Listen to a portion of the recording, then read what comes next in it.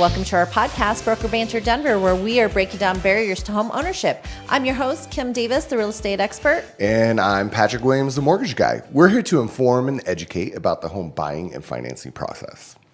Yes, and on today's podcast, we're going to talk about the monthly market update for August 2024 and give you an update on what is going on in this volatile mortgage How about market USA? right now. How about USA right now? I'm excited to talk about the Olympics because it's been so much fun to watch. Are you? So we are. Of course, this comes out a week behind. I know, but yeah, but no, I've been watching. Yes. Yeah. So what happened recently? Oh, did you see that? I think it was the 1500. Yes, did you see I watched that. That was amazing. So cool to watch. Like it was funny because you're watching it and they're Right. talking about these two guys, Yes. right? And the rivalry, and all this stuff, and then all of a sudden. You see two Americans slip in and win bronze and gold. Yeah, it was incredible. Crazy. And that was the one that lost, right? Was it, where was he from? I can't remember. But he was the gold medalist at the last. At Tokyo. Yeah, in Tokyo. Yeah. And then the guy who. In the World Championships, so it was. Australian or Great Britain? I can't remember. I think it was Great Britain. And he won worlds, but Right. it seems like they kept, yeah. Well, so, and I don't know if you've watched, but.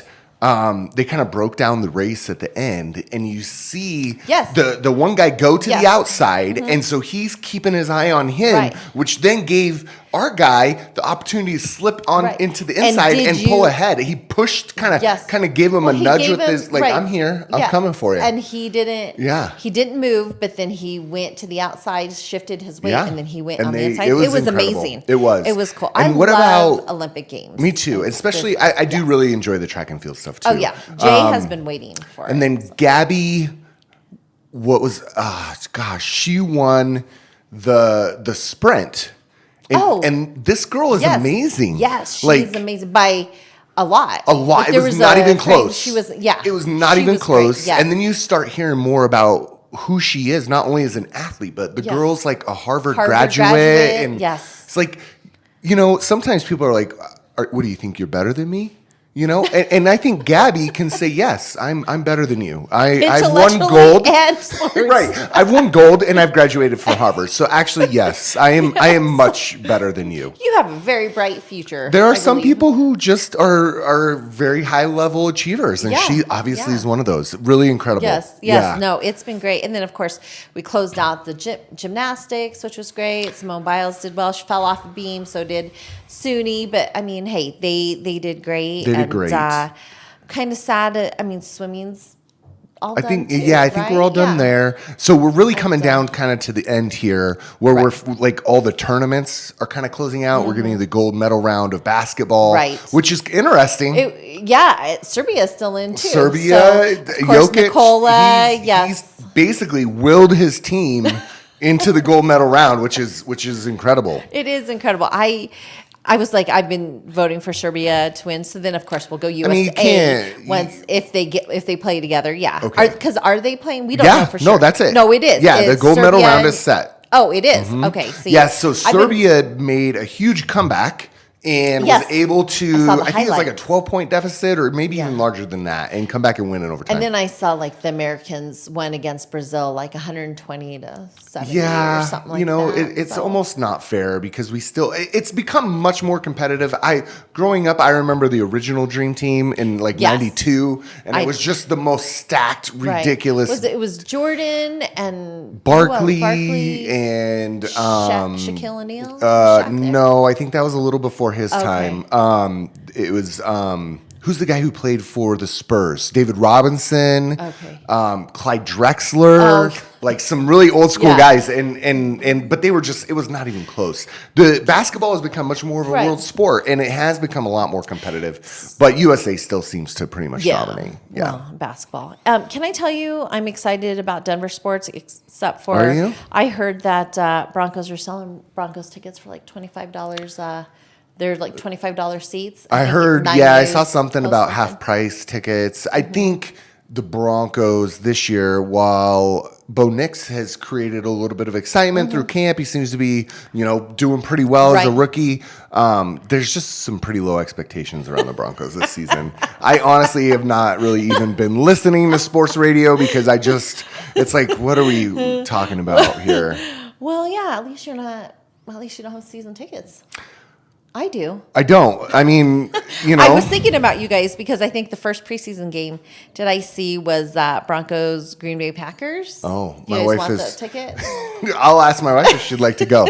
Yeah, I know the preseason ones are tough. How many preseason do you have? 1 or 2 this year? If you are looking to, purchase some Broncos tickets, feel free. We may know somebody. I might give you a huge discount. Yeah. No. Do you have I have the whole season. I have the full season this year. So I share them with a friend, and their son is in a lot of, I think, baseball. Oh. And so he said that they were just crazy this year, a travel team, and he's, getting up there in age where he's traveling more. So he said, "Hey, you don't have to. Do you want?" And I was just like, "Sure," because I don't know why.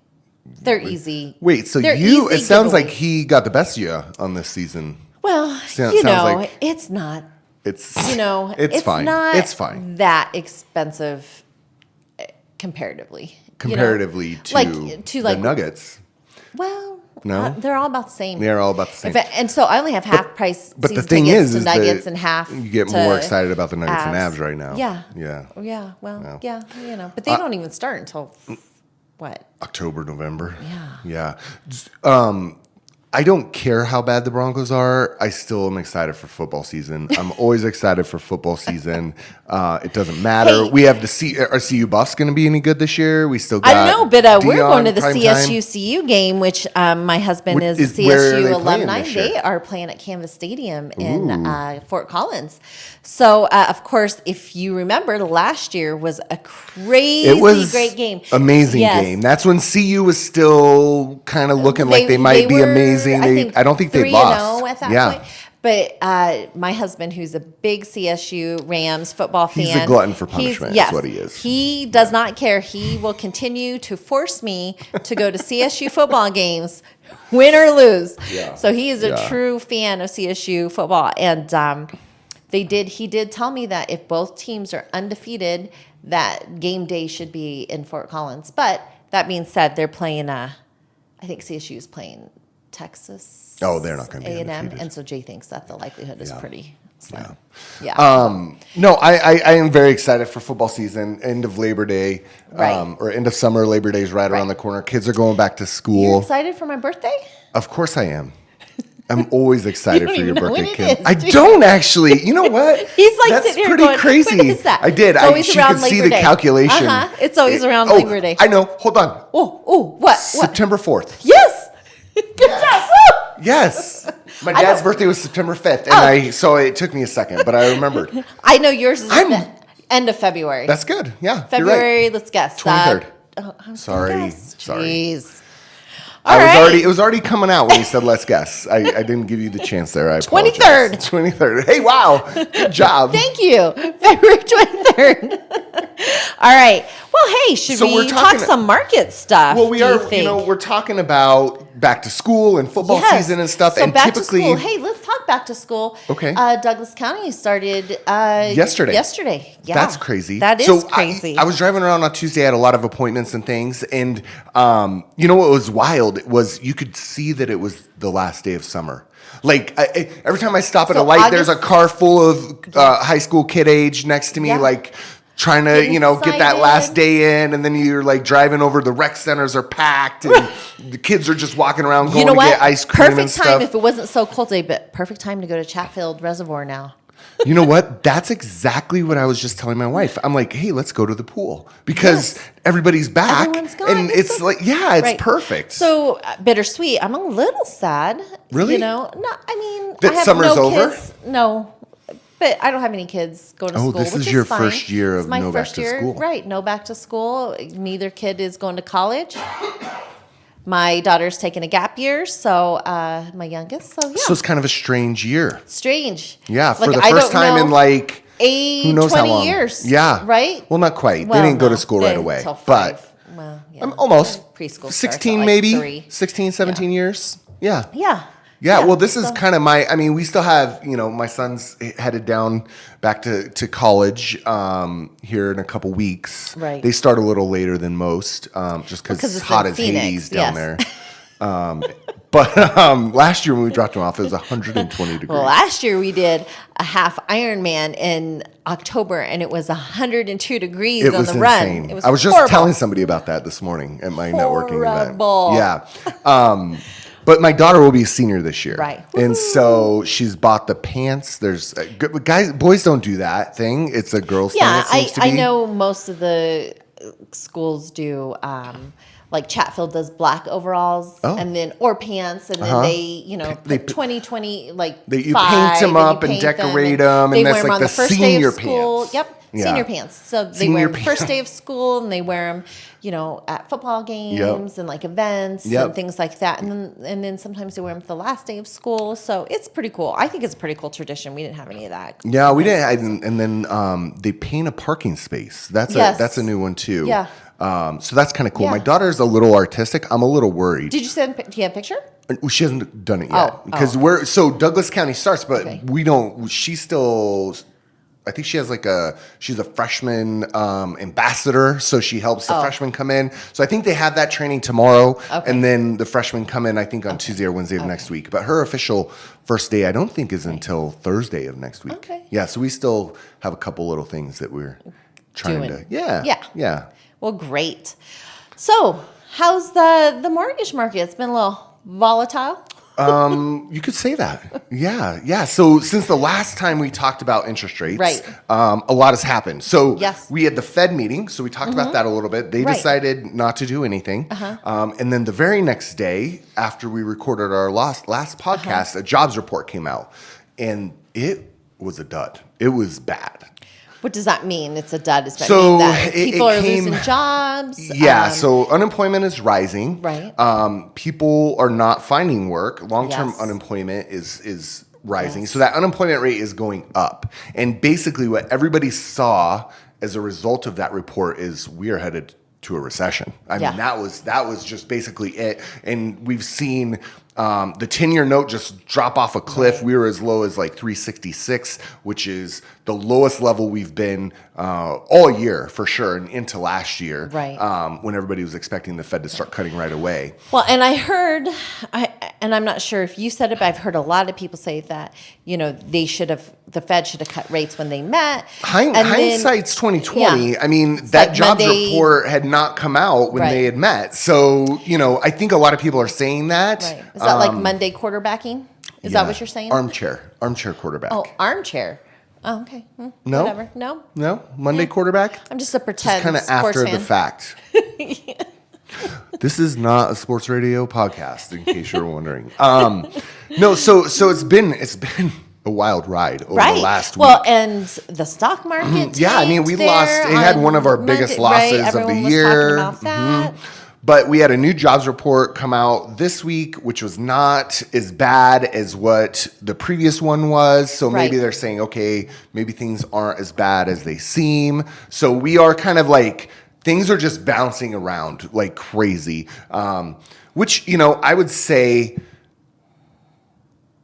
working with somebody who is watching the market closely is really important because, if I locked you in on an interest rate on Friday or Monday, you would have been in a much better position than if you missed that dip in the market when we're at 366. So you want to make sure that you're working with somebody who knows what they're doing. They're watching the markets closely because there are areas of opportunity to lock in that interest rate if you're currently under contract. So, but we're still sitting right at that 4% number, which is what we're hoping to stay under on the 10-year.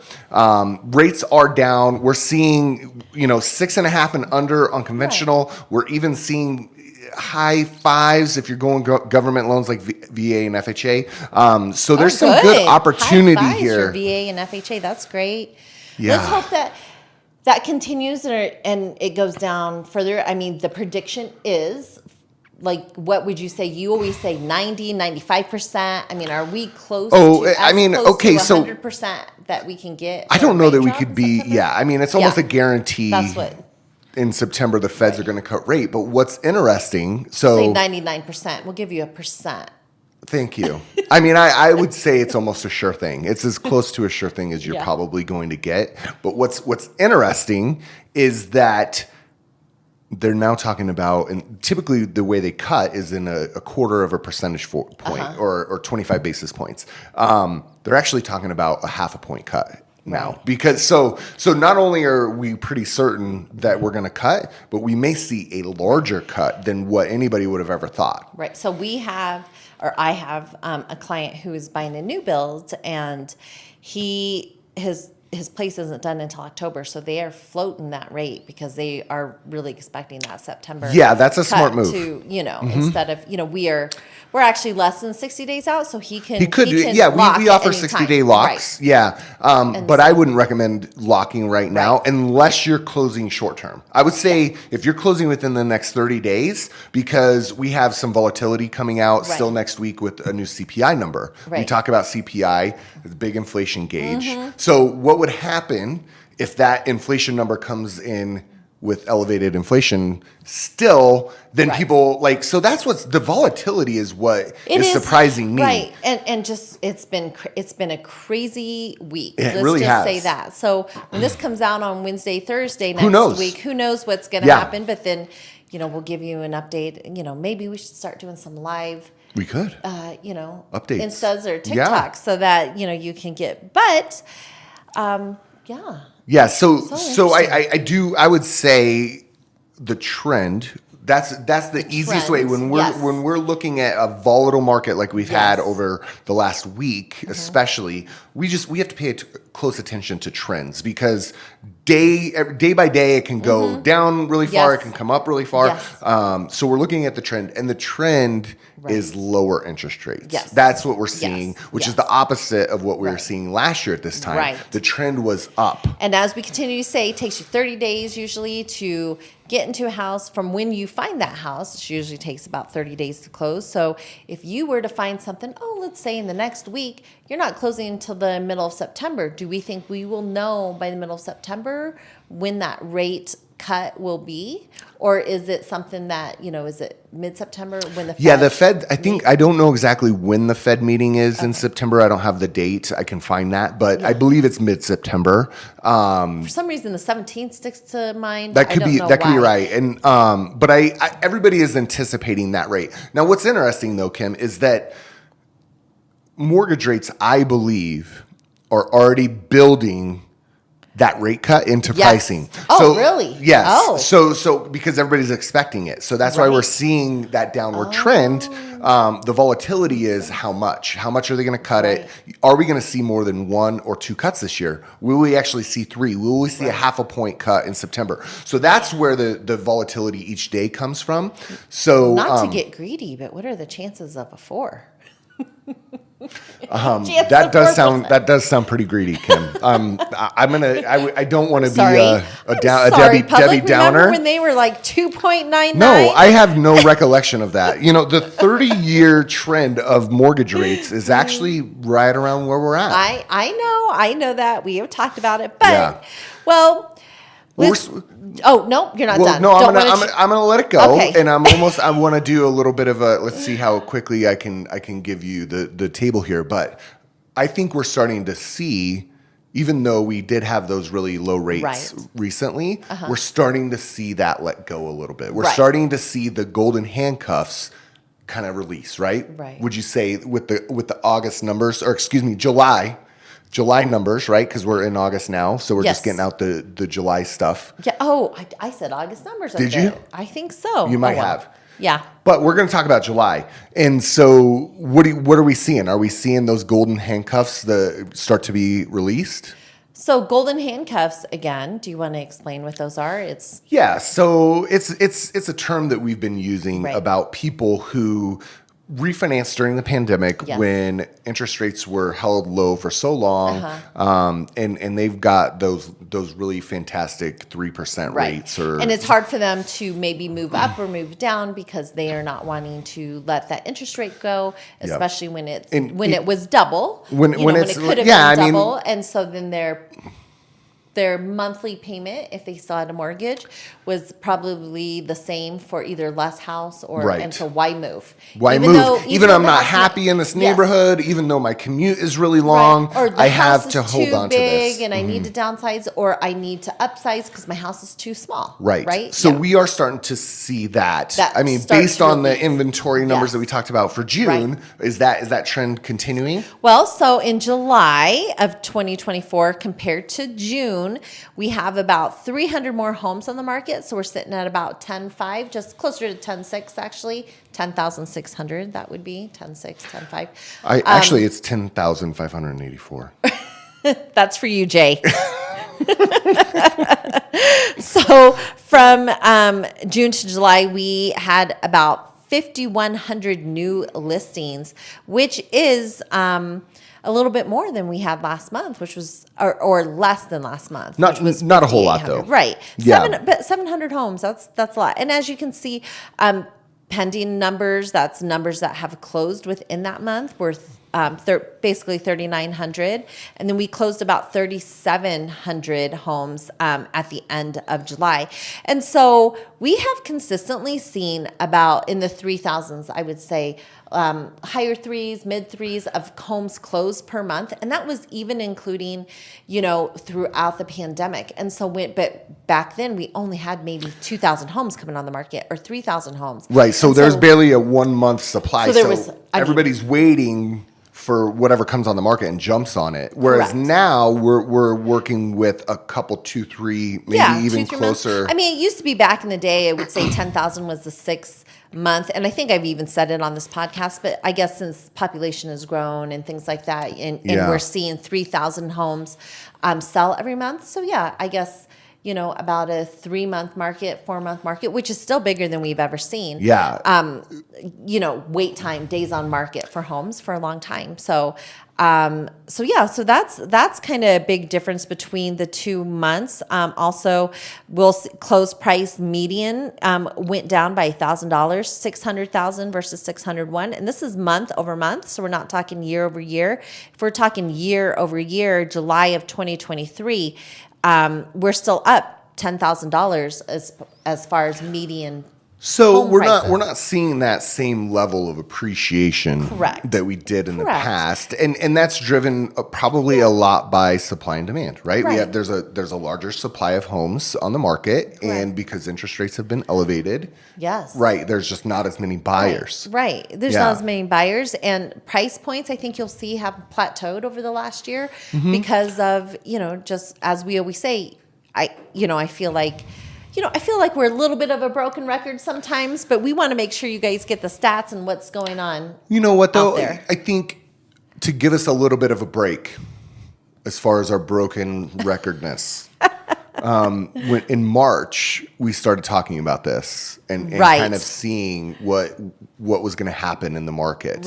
And I think we're just kind of seeing that come to fruition, right? Yes. So, but like, for instance, let's just say July of 2023, right? Days on market was 23 days. So it which was even higher than it had been. In a long time. Correct. And it's only gone up by a week. It's about a 30-day. And, so 590 was the average for a year, the median for, So for July of 2023, July of 2024, we're at 600,000. So that's level. Still appreciation. There's still some appreciation. Absolutely. And but what happened to this crash that everybody was talking about? What happened to this bubble that everyone's The bubble was going to burst. The bubble's bursting. Yeah. Not happening in Denver. Not seeing that. We don't think we're going to see that anytime. Well, I think I think we are currently sitting at the bottom, if you will. Yes, kind of like this is 2010. For us, 8, 10. 10 was the bottom here in 9. Denver. We're like end of 9, heading into 10. and what happened in 2011? It went up. Everything went up. Right. The peak was 2008. We went past peak of the housing prices. Right. Back in those days, 2008 was like the peak. And so then we hit bottom in 2010, 2011, you started to see us go above some of those 2008 peaks. Yeah. And so what you're saying is we are at almost the bottom, right? We might see a few more houses here in the next month come on the market. So maybe we'll hit 11,000 homes active on the market.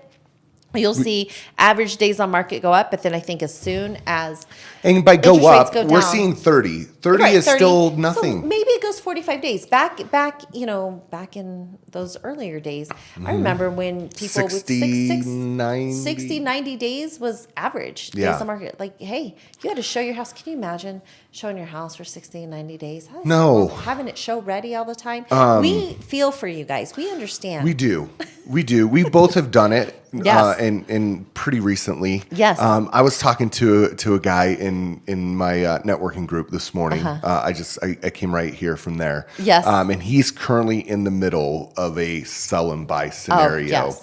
And man he's a like a corporate lawyer. So he's like a high level guy, used to pretty intense, and he's like, this is killing me. Like and they found a flip, and the asbestos level, the guy said it was the highest that they had ever seen, which was insane. He's like, this is the highest reading I've ever seen. Oh, wow. And so they backed out of that contract. Oh, okay. Their home was already sold. Oh. And then now they're under the gun to find something new, right? So it's stressful. It's stressful to sell your house. It's stressful to buy a house. One of the most stressful things they say it's top 3.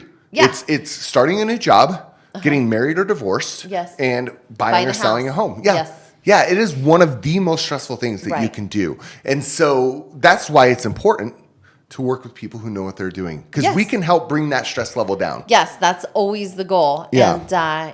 And, speaking of August 8th, it is 9th. What day is today? Today is the 8th, all day.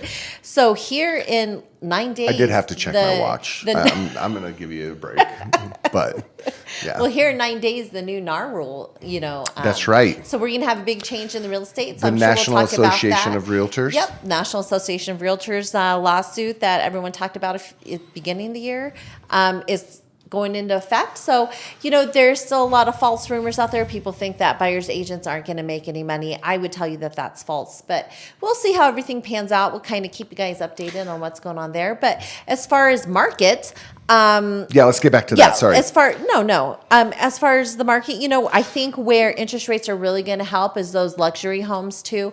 We've been seeing those luxury homes actually have sat for a little bit longer than they had previously, and that's because, well, once again, unless you're buying cash, the rates don't. And at the higher price points, meaning you're having a bigger loan, those interest rates have a bigger impact because you're borrowing more money. So when you say luxury, what is the definition of a luxury listing at this point in Denver? Let's just say, I think it might be 850,000 is what I believe they consider. I tend to think in my mind anything $1 million or over. It's kind of the number I had in my mind. Yeah. Because to be honest with you, when you look at some of these houses, like $1 million home, wow, you just had this anymore. It's not that, unfortunately. Right, it's not. Yeah.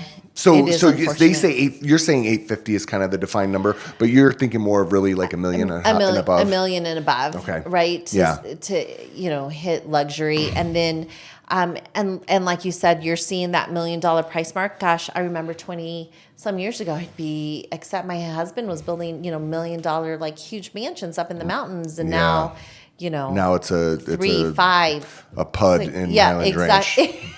Yeah, it is. Yeah. PUD, planned unit development. Yeah, which just means planned urban development. No. Unit. Okay. Yeah, and I mean, it's just like a tract home inside an HOA built by the standard builder. That's all it means. But so I think we'll see that number kind of go up because, just to tell you, what closed $1 million to 1.5, 302 closed this last month, but active, there's 894. So homes that are above $1 million to $1.5 million, and that, and then there's more that are 1.5 to 1.9 to 2 million almost that are sitting on the market too. So I'm hoping that, for those luxury buyers that are wanting to move or maybe have already moved, that their houses will start to go, hitting, kind of an off time of the market.